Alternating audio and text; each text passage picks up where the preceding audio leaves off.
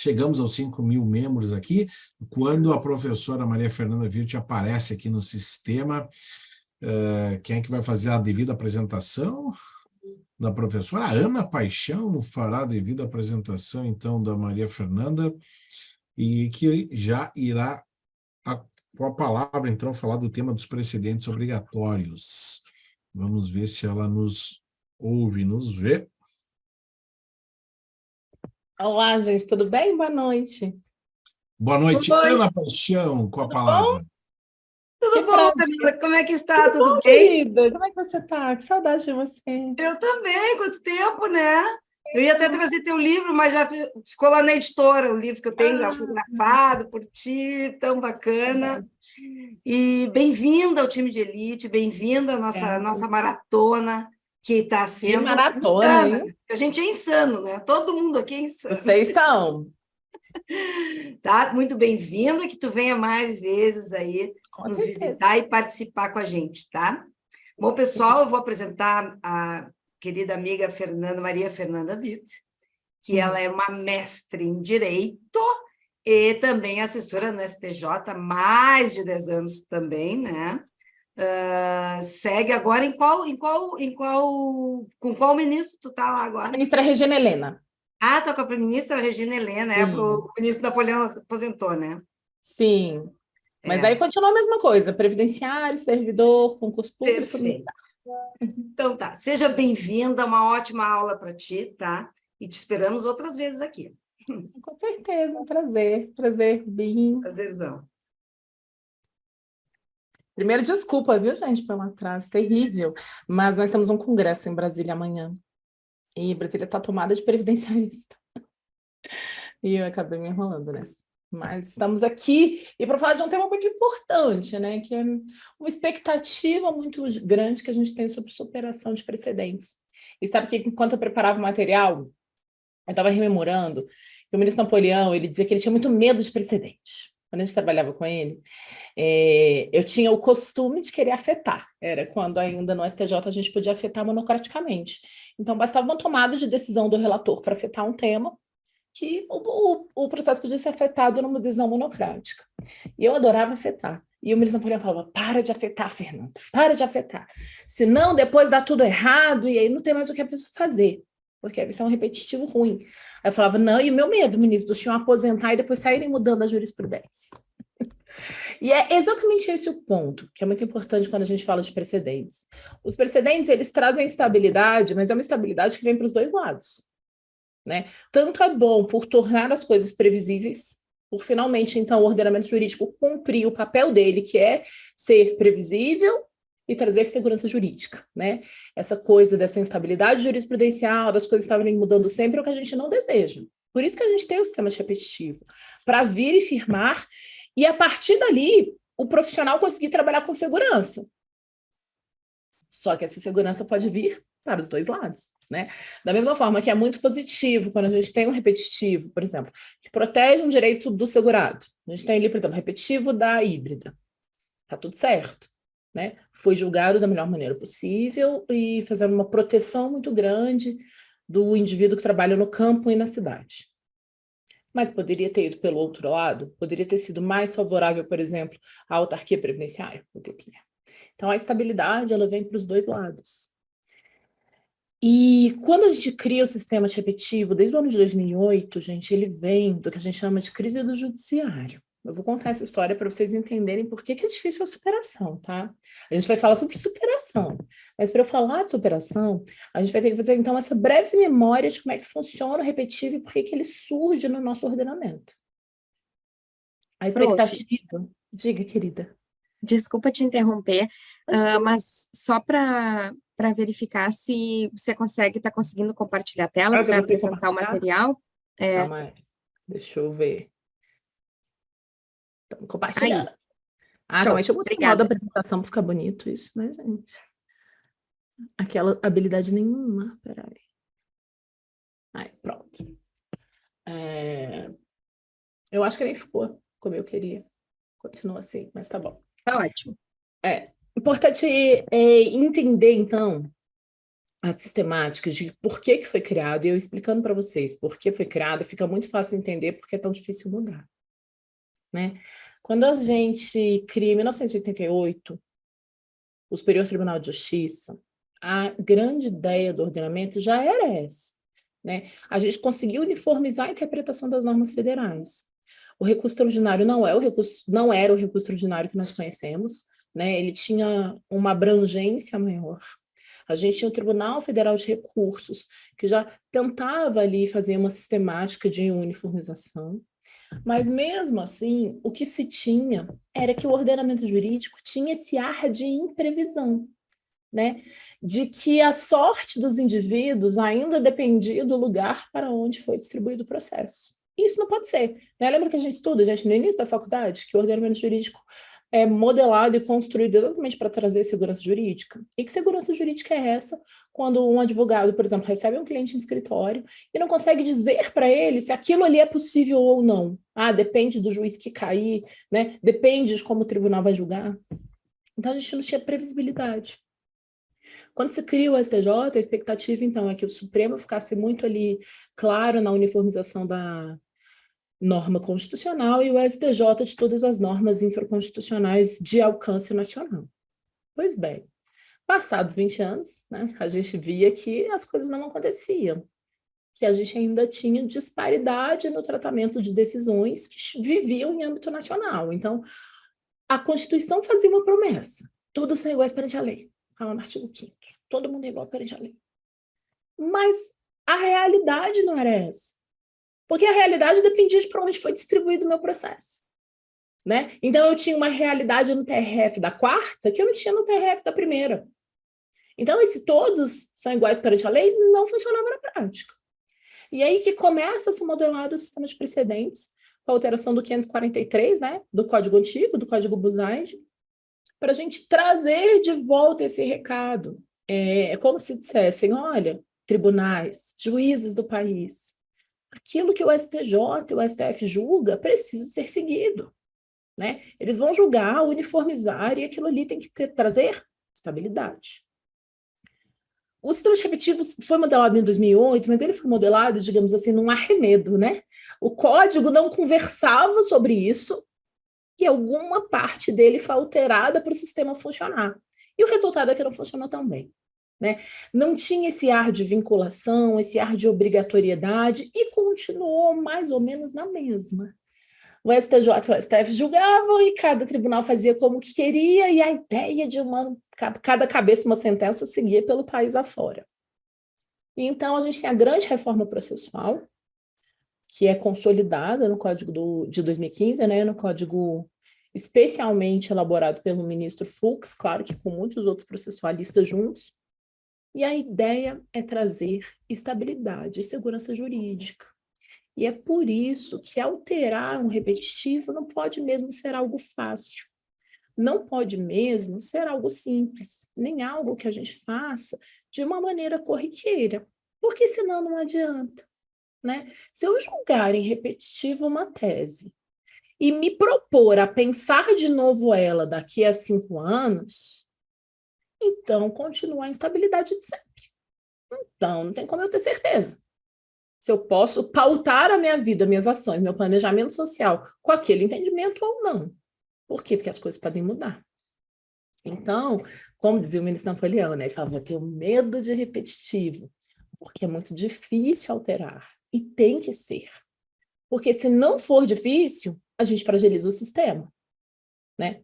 Se eu puder, daqui a 3, 4 anos, por uma mudança de formação dos ministros da corte, ou por uma evolução de raciocínio jurídico, mudar entendimentos, eu não tenho estabilidade. Então, daria sempre um ar de provisoriedade.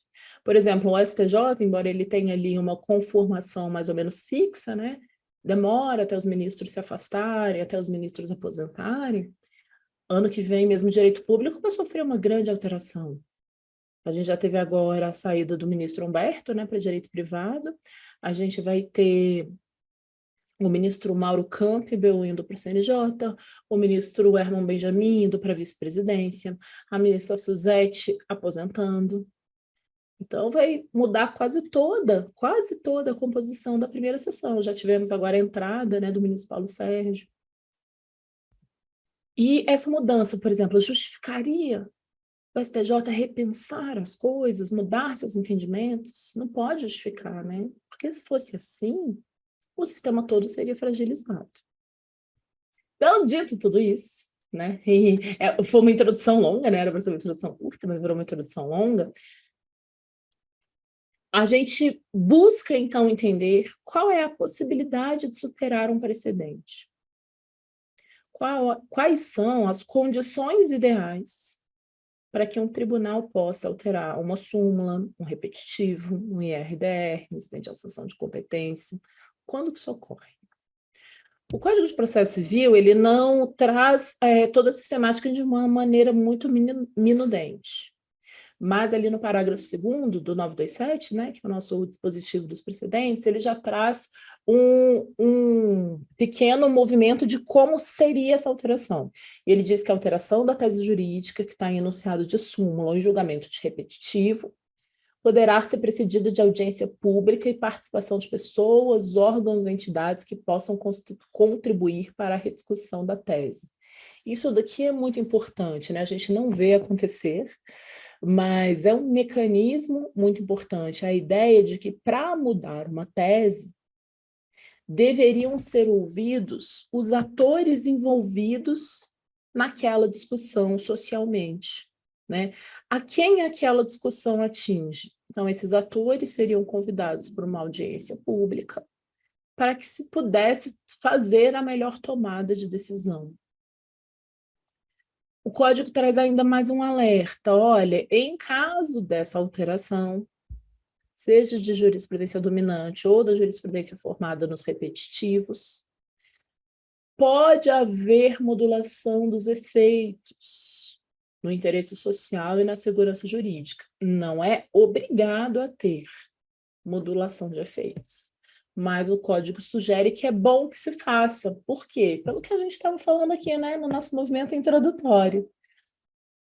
Se eu firmei uma tese, seja em súmula, seja em repetitivo, para trazer segurança jurídica, e agora eu vou alterá-la, né? Então eu vou quebrar essa segurança jurídica para trazer uma nova realidade jurídica, o ideal é que eu faça uma modulação, para não afetar a vida das pessoas que tinham feito toda uma programação de vida, confiando que aquela norma ia permanecer no ordenamento jurídico, certo? E por último, e muito importante também, embora ele não diga em que hipótese vai acontecer a alteração, veja que o Código, por enquanto, está falando só de forma. Ele não diz o que justificaria a mudança, ele está falando de forma, né? Então, ele fala que a forma ideal é que tenha audiência pública, a forma ideal é que tenha modulação, e a fórmula ideal é que seja muito bem fundamentada, reafirmando os princípios que justificam o modelo de precedentes, né? Seja muito bem fundamentado, considerando a segurança jurídica, a proteção da confiança e a isonomia, né? Já que a gente vai, então, tomar de surpresa o indivíduo, alterando o ordenamento jurídico, alterando a norma jurídica, que faça isso de maneira muito bem fundamentada, né? Para isso não ter um ar de ilegitimidade, certo? Então, veja, o Código, ele diz o como fazer, mas ele não diz quando se deve fazer. E aí, o quando se deve fazer, a gente vai ter que ver da doutrina processual e do que vem sinalizando a jurisprudência do STJ, certo? Então, vamos entender o quando fazer e como você, advogado, como você, profissional do direito, pode concorrer para que a gente consiga superar determinados entendimentos. E eu vou te dizer que não é fácil, como a gente viu, né? Criamos duas expectativas, que nós vamos falar aqui. Criamos primeiro a expectativa de superação da súmula 111 do STJ e criamos uma expectativa de alguma adequação no tema que dizia da devolução dos valores recebidos por tutela antecipada. Fomos frustrados nas duas expectativas. Nenhuma das duas se alteraram e a gente vai entender também por que não se alteraram, tá? Então, o overruling, ficou tudo em inglês, né, no nosso sistema de precedentes. Eu não sei bem porquê, eu não sei por que a gente precisaria usar uma palavra em inglês, porque é literalmente a superação total, eu extirpar aquela norma jurídica agora do ordenamento e, a partir de então, trabalhar com uma nova tese jurídica. Tá? A gente tem também o overriding, que seria uma superação apenas parcial, que era o que se esperava na devolução de tutela antecipada. Desde o início, desde quando o STJ cria ali a reafetação do tema, ele já tinha mais ou menos deixado claro que ele não tinha interesse em dizer que tutelas antecipadas são definitivas e vão ser devolvidas. Não era essa a intenção. A intenção era criar exceções, né? Então fazer ali um overriding, fazer uma superação parcial, superar uma parte. Via de regra devolve, mas se poderiam criar exceções. Era isso. É claro que um sistema de precedente que cria uma norma jurídica, né, do mesmo jeito que a lei cria normas jurídicas, quando uma tese é firmada em repetitivo ou simulada, ela também cria uma norma jurídica. É claro que o ideal, gente, é que isso não seja imutável, né? Do mesmo jeito que a gente não quer que a lei seja imutável, que ela seja superada e adaptada às novas realidades sociais, a gente não quer que um precedente seja imutável. Então, obviamente, existe, dentro do sistema de precedentes, a ideia de que poderia, sim, haver, com o passar do tempo, uma alteração nos entendimentos firmados no passado, né? Até porque o juiz de hoje, daqui a 20 anos, pode não funcionar muito bem. E essas superações, elas acontecem. Elas vão acontecendo aos poucos. Por exemplo, o STJ tinha uma súmula, a súmula 453, que dizia que quando uma decisão judicial fosse omissa quanto aos honorários sucumbenciais, não fixasse honorários sucumbenciais, isso não poderia ser cobrado depois. Deixou transitar em julgado sem fixação de honorários, perdeu, ficou sem. Mas o Código de Processo Civil, no artigo 85, no parágrafo 18, diz que, caso uma decisão transite em julgado, tendo incorrido em omissão quanto ao direito dos honorários ou ao valor fixado, é cabível uma ação autônoma para fixar esse valor e cobrar os valores. Então, o que aconteceu? O STJ tinha uma norma jurídica criada, ali à luz do código anterior, que não dizia nada a respeito. Então, o STJ, interpretando o Código de 1973, criou esta orientação. E aí surge, então, o Código de 2015, que é também uma norma jurídica, e vem e fala, não, se tiver omissão, pode entrar com uma ação e fazer a cobrança. Tá tudo certo. Não vai deixar o advogado sair do processo sem os honorários dele. E é claro, gente, que o STJ, então, tinha que superar a sua súmula. Por quê? Porque ela já não fazia mais sentido. Né? Que sentido ela faria? A norma jurídica criada pelo STJ decorria de um texto que foi extirpado do mundo jurídico. O Código de 73 foi revogado. Então, aquela norma jurídica criada pelo STJ foi revogada da mesma maneira. E aí aplica-se o Código de Processo Civil e possibilita a cobrança de honorários, mesmo quando a decisão é omissa, certo? A gente viu também, não vou nem dizer aqui que foi overruling, eu acho que tem mais áreas de overriding, na análise do tema 173 pelo Supremo Tribunal Federal. O Supremo Tribunal Federal já tinha sido consultado na ADI 1232 sobre a constitucionalidade do critério econômico definido na Lei de Assistência Social. E o STF tinha dito que era constitucional, que era um valor adequado, que era um valor, à época em que foi julgada a ADI, suficiente para caracterizar a vulnerabilidade social de um indivíduo. Né? Então, que o indivíduo que recebesse até 1/4 de salário mínimo, talvez não demandasse mesmo assistência do Estado. Mas aquele que estava abaixo desse valor, este sim, com certeza, dependeria de uma ajuda do Estado, certo? E mais tarde, o Supremo Tribunal Federal, depois do julgamento da ADI, em sede de repercussão geral, aqui não mais em controle concentrado de constitucionalidade, mas lá no controle difuso, o STF retoma a sua reflexão sobre o tema e fala, olha, com o passar do tempo, ocorreu um processo de inconstitucionalidade. Mas a Constituição é a mesma, né? Por que antes era constitucional e agora não é? E aí o Supremo explica, olha, a questão é que depois que nós julgamos a DI, onde a gente dizia que o critério de 1/4 era adequado para comprovar a vulnerabilidade social, depois disso, o Estado veio com a Lei 10.836, que criou o Bolsa Família, a Lei 10.689, 2003, que criou o Programa Nacional de Acesso à Alimentação, a Lei 10.219, de 2001, que criou a Bolsa Escola, eu botei de trás para frente as datas, né, gente? A Lei 9.533, que autoriza o Poder Executivo a conceder apoio financeiro a municípios que instituírem programas de renda mínima. E todas essas normas tinham como parâmetro econômico de expectativa de vulnerabilidade social um parâmetro econômico maior do que a lei da Lei de Assistência.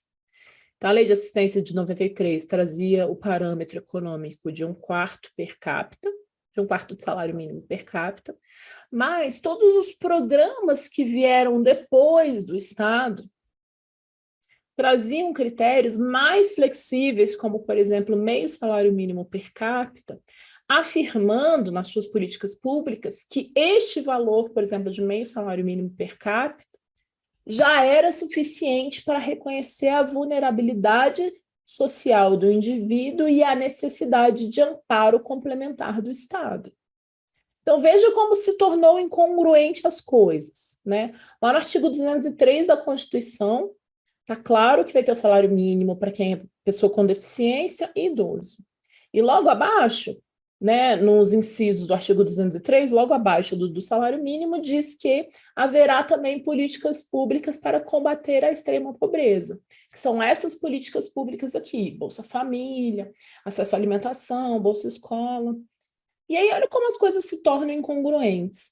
Se as políticas de extrema pobreza, para combater a extrema pobreza, diziam que o indivíduo que recebe meio salário mínimo de renda per capita está em estado de vulnerabilidade social e precisa de uma complementação do Estado, complementação, né? Porque aqui quando a gente fala dessas outras políticas públicas, não a de salário mínimo que tem caráter de substituição de renda, mas as outras que são apenas de apoio, veja, se quem ganha salário mínimo já necessita do apoio, que dirá quem ganha menos?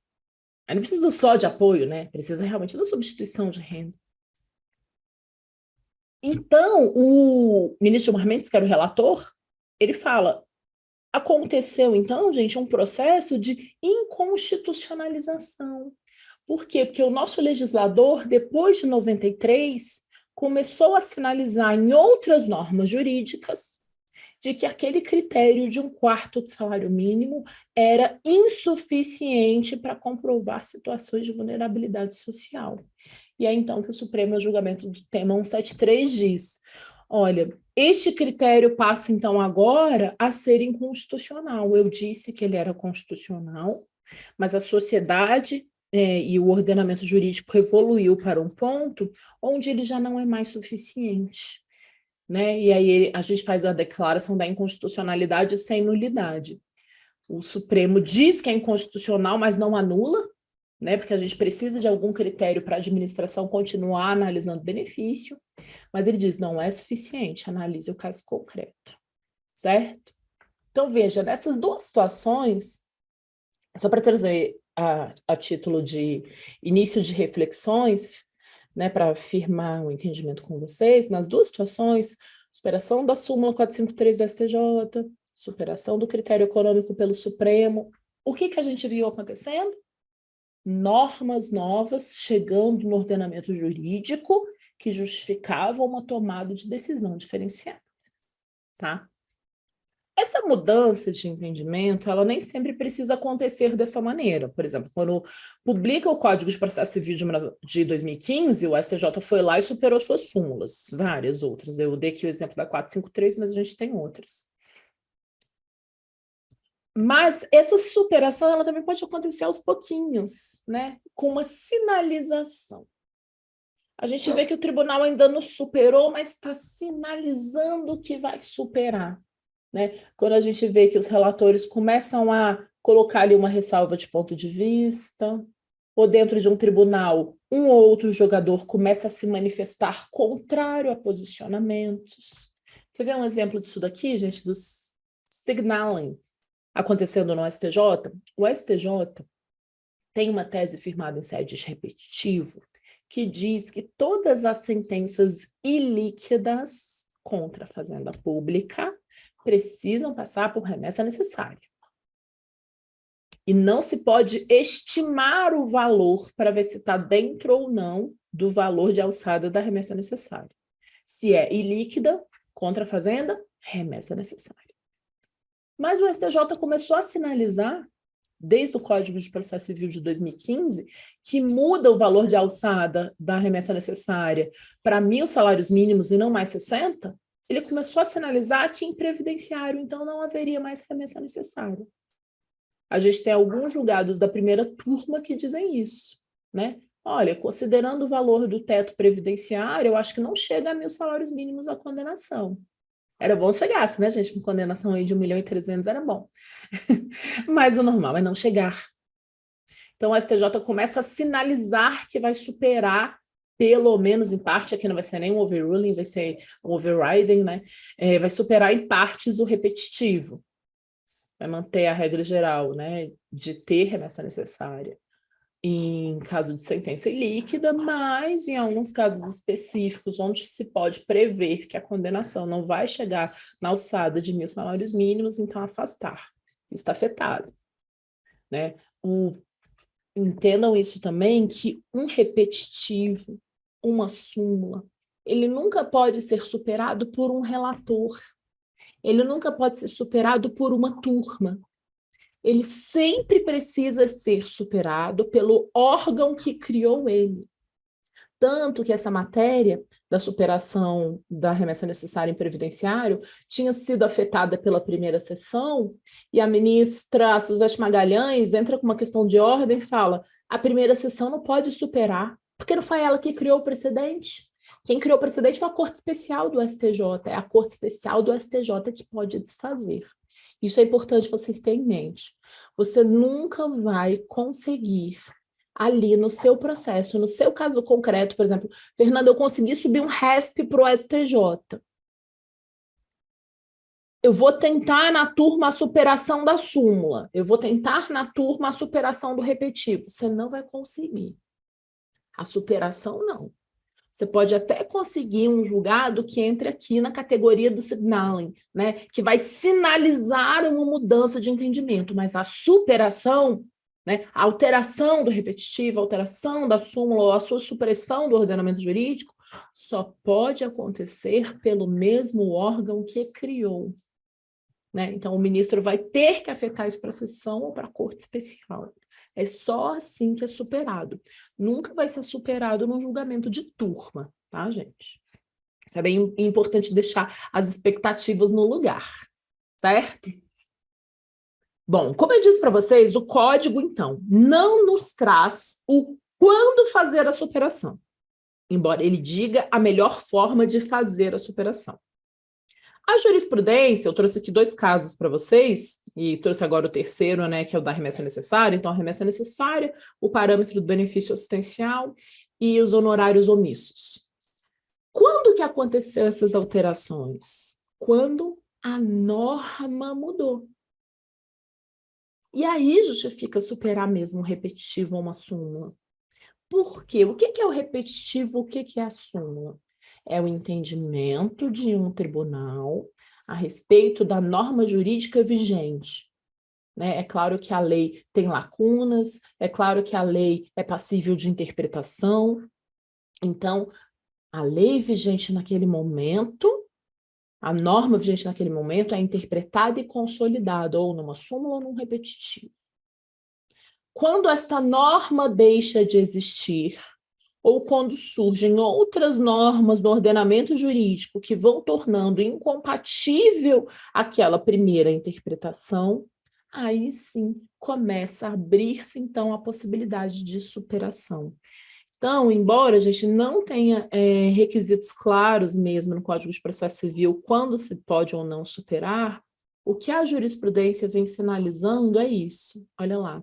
Não merece acolhimento a proposta de overruling, visto que não foi demonstrada qualquer alteração no contexto social, econômico ou jurídico que possa justificar a modificação do entendimento desta corte acerca da matéria. Então, só vai se justificar a criação de uma nova norma ou a superação de uma norma consolidada quando há uma alteração aqui no contexto social, econômico e jurídico, quando a gente tem uma norma nova, uma alteração no campo político, no campo social, que justifique isso. Então, primeiro, eu vou dizer quando não vai haver nunca mesmo a superação de precedentes. Pensando bem não tem como. Ah, Fernanda, mas a decisão é ruim. Quer ver? Por exemplo, vou dar um exemplo de uma tese que está fixada em repetitivo. A gente tem fixado em repetitivo de previdenciário a tese de que nós não podemos utilizar o parâmetro do ruído fixado no decreto de 2003 retroativamente. Então, é 85 de 2003 para frente. Antes exigia-se 90 e não pode retroceder. Eu não acho esse um bom julgado. E eu vou dizer para vocês que muitos dos ministros que hoje compõem as turmas de direito público também não acham. Também não gostam desse repetitivo. Não acham que foi a melhor tomada de decisão. Mas esse desagrado deles não pode justificar a superação do entendimento. O entendimento não pode ser, gente, vamos pensar melhor? Não pode. Por quê? Porque isso corrompe a ideia de segurança e estabilidade jurídica. Porque eu sempre vou poder pensar melhor, né? Tanto para o bem quanto para o mal. Imagina se amanhã alguém decide pensar melhor a revisão da vida toda. Imagine se amanhã alguém decide pensar melhor a híbrida, ou menor sob guarda. Pode querer pensar melhor? Pode querer. Mas isso traria o contrário do que o sistema de precedentes exige da gente, que é a estabilidade e segurança jurídica. Né? Ele corromperia aquilo que a gente deseja, é por isso que as coisas não acontecem assim. Então, já aviso de antemão, não se pode tentar mudar um repetitivo ou uma súmula com vamos pensar melhor, vocês não pensaram bem lá atrás. Não justifica. Eu preciso que haja uma real mudança no ordenamento jurídico onde está inserida aquela norma. Então, uma mudança séria e notável no contexto social, no contexto econômico, no contexto jurídico. Senão, você não pode pedir a superação. Então, não adianta agora, por exemplo, você fazer uma petição querendo explicar melhor a desaposentação. Não adianta, porque o Supremo já disse que não desaposenta. Agora, se amanhã surge uma lei e diz que o indivíduo pode renunciar, aí vai ser diferente, aí a gente pode começar a pensar. Agora, tentar, por exemplo, ressuscitar uma tese rechaçada em repercussão geral ou no STJ, só porque a gente quer pensar melhor, só porque mudou o quadro de ministros, isso não pode. Tá? Isso atenta contra a ideia de estabilidade e segurança jurídica. Então, o primeiro parâmetro claro para a superação de um precedente, seja ele parcial ou total, é de que eu preciso de uma alteração concreta no contexto social, econômico e jurídico. Não pode ser um pensando bem. Tá? Pensando bem não pode. Eu preciso de dados, de questões. Por exemplo, vamos aqui imaginar uma situação, tá? Imaginar uma situação que tem um repetitivo que diz que a atividade submetida a hidrocarboneto não faz mal. Sei lá, o repetitivo decidiu isso. Bom, passa 10 anos e um monte de gente começa a morrer por causa disso. Eu tenho um contexto social diferente? Tenho. Olha aqui a prova de que isso não é verdade. Olha aqui o tanto de gente morrendo. Isso pode justificar a mudança do entendimento? Pode. Então, eu preciso de uma alteração, contexto social, econômico ou uma nova norma, né? Uma nova lei para justificar a tomada de decisão. Esse é o primeiro ponto. Diante disso, então, fez-se a proposta de tentativa de superação da súmula 111 do STJ e tinha uma justificativa. Qual era a justificativa? Em que se justificava? Olha, teve uma alteração. A norma processual mudou. A gente tem um código novo. Será que, à luz do código novo, eu não posso, então, permitir uma mudança na súmula 111? Essa era a pergunta. E aqui eu vou abrir um parêntese, gente. Juridicamente falando, e aqui não é uma crítica ao tribunal, de maneira alguma.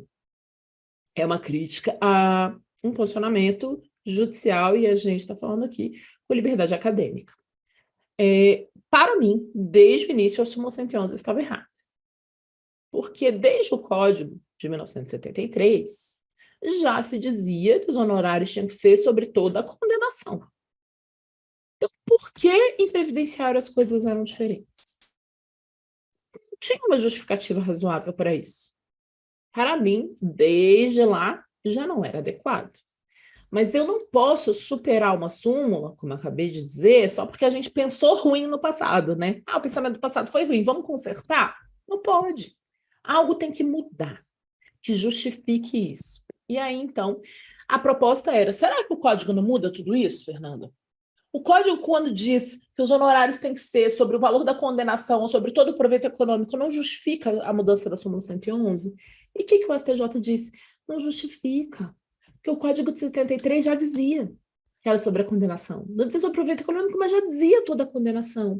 E mesmo assim, eu, STJ, lá atrás, decidi criar essa exceção para previdenciário, com a justificativa de que isso poderia criar um conflito entre cliente e advogado, e o advogado usar de subterfúgio para prolongar o processo, para aumentar a sua base de honorários, afastando o indivíduo da entrega da prestação alimentar.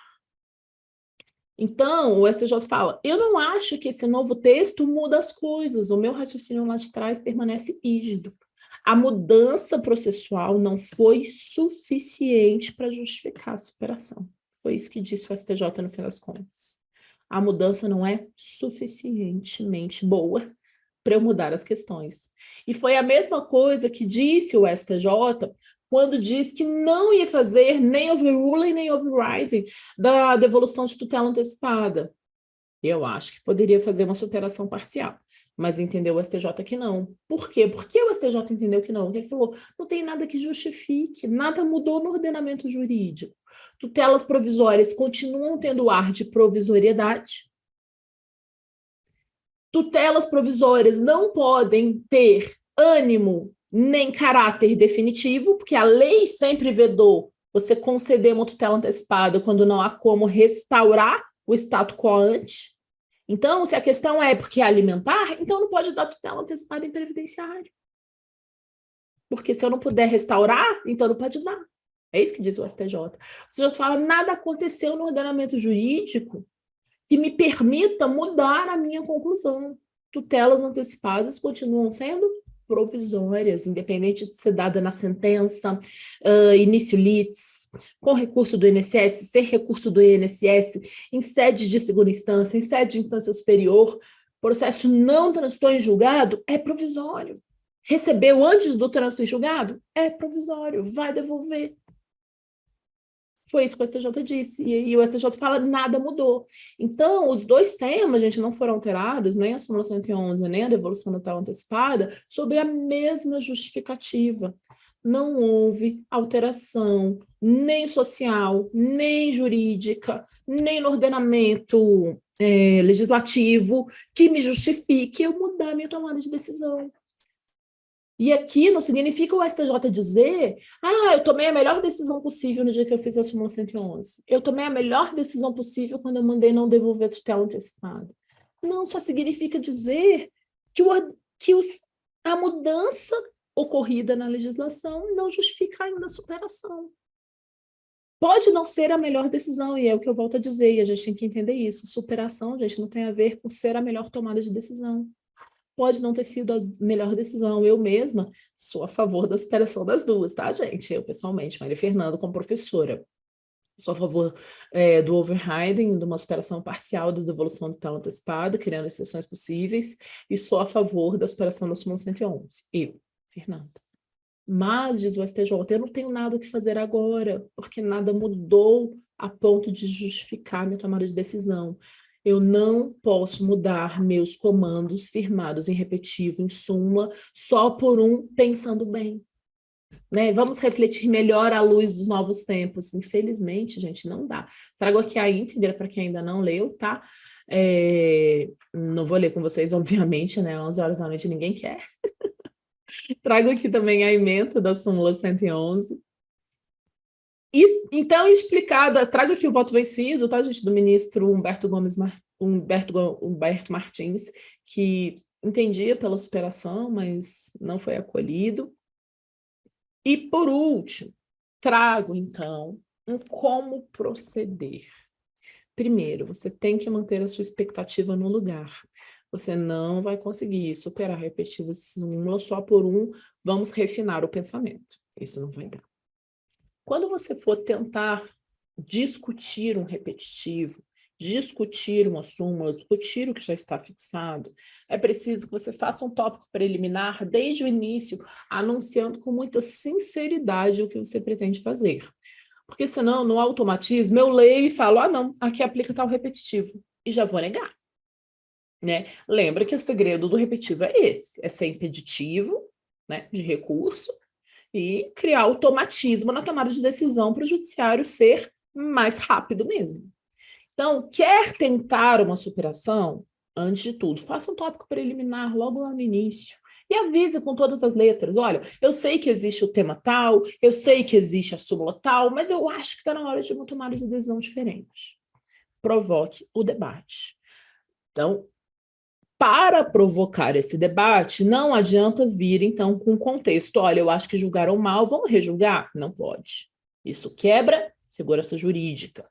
Mesmo sendo um entendimento ruim, é melhor um entendimento ruim e estável do que uma mudança de entendimento a toda hora.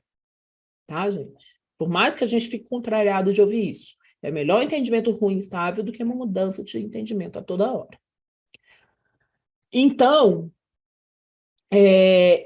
traga, quando você for tentar superar um repetitivo ou uma súmula, aquilo que exige o STJ.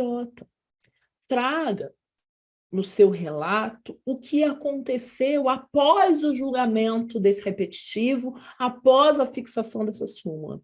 O que se alterou no contexto econômico, social ou jurídico? Me traga dados que mostrem o que altera na sociedade após esse julgamento que poderia justificar uma tomada de decisão diferente. Não pode ser só um novo ponto de vista. O que você tem que trazer é uma nova realidade.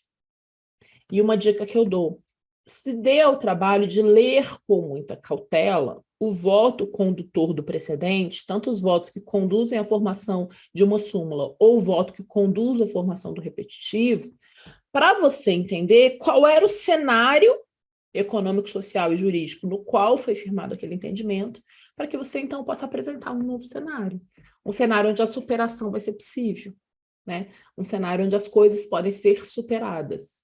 E aqui vou voltar para o início da minha fala. Como dizia o ministro Napoleão, eu também tenho medo de repetitivo, porque é muito difícil a sua alteração. E uma falta de reflexão apropriada na formação de um repetitivo pode, sim, enterrar para sempre uma boa tese. Mas eu tenho mais medo, e muito mais medo, da ideia de que o ordenamento jurídico é um grande túnel sem luz, onde eu não sei qual é a direção das coisas, onde eu não tenho previsibilidade, eu não tenho um chão seguro para pisar.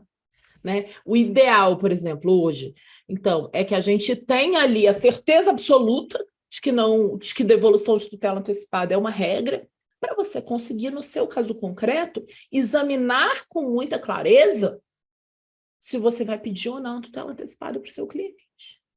Pior é o cenário da incerteza. Né? Pior é o cenário de você pedir a tutela e não sabe se vai ter que devolver ou não. né? Pior é o cenário de você fazer um contrato de êxito com seu cliente sem saber se o êxito vem. Então, é ruim, existem julgamentos ruins, tem repetitivo que a gente queria que sumisse da face da terra, tem súmula que a gente queria que fosse superada, tem. Mas essa superação só vai acontecer se realmente a gente estiver num novo contexto que justifique essa mudança. Senão, meus queridos, infelizmente, é como as coisas têm de ser, né? E aí eu vou dar um último conselho. O ideal, então, é nós fazermos uma luta, um debate jurídico muito refinado, é fazer o que vocês fazem hoje aqui, com o professor Fernando Rubim, despender muitas horas de estudo e de cuidado, para que a sua narrativa jurídica seja a melhor possível e que no momento, não da superação, mas no momento da criação da súmula ou do repetitivo, o julgador tenha em mãos uma argumentação de qualidade para examinar, para que ele consiga realmente encontrar a melhor resposta no ordenamento jurídico, criar a melhor tese, e aí a gente vai ter muito menos preocupação com superação. Certo? Cumpri minha missão, Fernando Rubim, meia-noite, essa aula inusitada, meia-noite. Obrigado, professora Maria Fernanda Wirth, as suas considerações, né? Batemos a meta 23h55 dentro do script aí, e acho que ficou bem ajustado aí os termos, né, os posicionamentos e a expectativa aí de tu arriscaria, Maria Fernanda Wirth, tu arriscaria imaginar, não vou nem dizer o tema, mas tu imaginaria arriscar num cenário próximo que a gente possa ter um primeiro overruling, assim, no âmbito do Eu acho que a presidencial? gente vai ter a superação da remessa necessária, embora tenha passado para a Corte Especial. Eu acho que mesmo assim ela vai acontecer, porque ela é adequada e ela racionaliza o sistema jurídico, né? O que vai trazer para a advocacia pública um desafio, né? Porque a advocacia pública ela trabalha muito no limite e ela não tem condição de fazer apelação toda hora. Mas eles vão trabalhar com esse desafio, o que também vai trazer para os processualistas um ótimo movimento, né? Porque quem souber recorrer melhor vai ganhar. Essa que é a grande verdade. Eu acho que esse vai ser superado. E, bom, tem uma lei, gente, que está tramitando sobre devolução de tutela antecipada.